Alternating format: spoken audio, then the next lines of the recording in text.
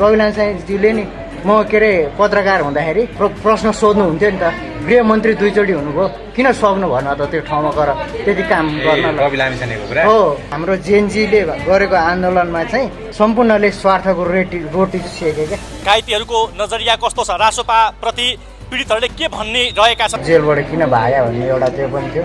नभागेको भए 11,000 कैदी भाग्ने त्यो एउटा प्रश्न छ नि त। सिंहदरबार जलाउनुमा यदि कसैको हात छ भने पहिलो हात भनेको बालिनको छ। न्यायपालिका जलाउनुमा सबैभन्दा ठुलो हात तपाईँहरू स्वतन्त्र पार्टीको छ। उहाँ नभागिदिएको भए त्यति 11,000 नभाग्न पनि सक्थ्यो भन्ने एउटा त्यो जस्तै त्यो एउटा पनि भयो होइन। रासोपा, रवि लामिछाने लगायत नयाँ वैकल्पिक शक्तिहरूले पनि जेएनजीको यो आन्दोलनमा एकबद्धता जनाइरहेका छन्। सुन्नु यहाँ सुन्नु, तपाईँहरूले यहाँको मात्रै कुरा सुनेर भन क्या। उहाँ गएर हिँड्नु, गएर खनालीदेखिको त्यो रुकुम डोकाको आवाज पनि बोल्न सक्नु भयो क्या। धमिलो पानीमा माछा मार्नु हुँदैन, आइएम जस्ट फर वेटिङ भनेको भएदेखि त अहिले त कसैले पनि प्रधानमन्त्री बन्न मानेको थिएन। हामी न भोलि गएर रवि सरलाई नै निकालेर हामी मन्त्रीको के अरे प्रधानमन्त्री बनाउँथ्यौँ कि क्यान्डिडेट जस्ताको त्यस्तै आउँछ। उहाँ पनि अब एउटा करप्सनको के होमा पर्नु नै भएको छ भने होइन, उहाँको पक्षमा बोलेर मलाई केही फाइदा छैन। तपाईँहरूबाट नै आत्मालोचना गर्नु होला।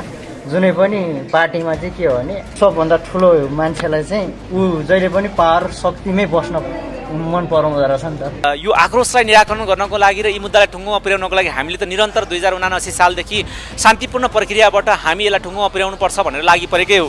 हिजोको दिनमा धेरैजनाको भरोसा हुनुहुन्थ्यो होइन, इभन म पनि ट्रस्ट गर्थेँ होइन, तर आजको दिनमा उहाँ पनि एउटा त्यो दाग लागेर त छिर्नु भयो। रवि सरलाई के पनि भएको छ भने म चाहिँ भगवान् है। मैले अस्ति चाहिँ अलिकति देखेको बाटो म चाहिँ भगवान्, मैले जे गरेँ हुन्छ, जे बोलिन् हुन्छ, जनताले जे गरेँ पत्याइदिन्छन्, जनता भेडा छन् भने जस्तो पुरानो नेताको नि त्यही प्रवृत्ति थियो, अहिलेको नयाँ भनाउँदाहरू पनि त्यही प्रवृत्ति भयो। जस्तै हावा नचलिकन त पात त हल्लिँदैन होला नि त। मैले जे गरे पनि ठिक, म चाहिँ भगवान् भन्ने क्या सर्वश्रेष्ठ त्यो एउटा के हो छ नि, त्यो चाहिँ नहोस् भन्ने कुरा हो। कानुनको न्याय छ उहाँले दिने कुरा हो नि त। हाम्रो विरुद्धमा बोल्ने कोही छैन भनेर सोचे हो भने बी केयरफुल है, हामी पनि आउन सक्छौँ। विचार गरिराख्नेहरूलाई चाहिँ कारबाहीको दायरामा ल्याउन सक्छ कि सक्दैन यो सरकारले? हाम्रो रगतको आहालमा टेकेर बनेको यो सरकारले उनीहरूलाई कारबाहीको दायरामा ल्याउन सक्छ कि सक्दैन भन्ने प्रश्न सबभन्दा ठुलो प्रश्न रहेको थियो। सँगसँगै हुनुहुन्छ हुनुहुन्न मलाई थाहा भएन, तर हामी चाहिँ सँगै फेरि अब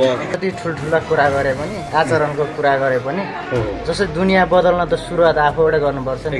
त्यो राम्रो र नराम्रो छुट्नु नि त विवेक मानिसमा छ नि त। शालिग्राम पुरा सैनिकको चाहिँ त्यो केस पर्दाखेरि रवि दाई हाई भनेर हामी जानीमा म पनि थिएँ होइन। राजनीतिमा नजरिएको बेलाको कुरा। चामल चाहिँ पुरानै, तर बोरा मात्रै नयाँ ब्रान्डिङ गरे हो कि?